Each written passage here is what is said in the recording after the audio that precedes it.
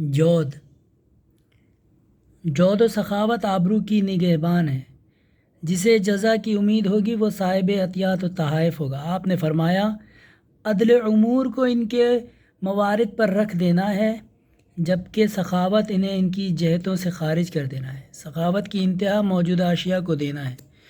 جواد و سخی وہ ہے جو ان چیزوں کو بھی بانٹ دے جن میں کنجوسی برتی جاتی ہے۔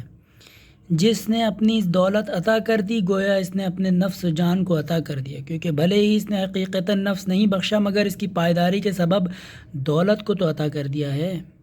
بہترین نیک اعمال تنگ دستی میں سخاوت، غصے میں سچ اور قدرت کے ہوتے ہوئے معاف کر دینا ہے۔ کریم النفس لوگوں کی روش سخاوت ہے۔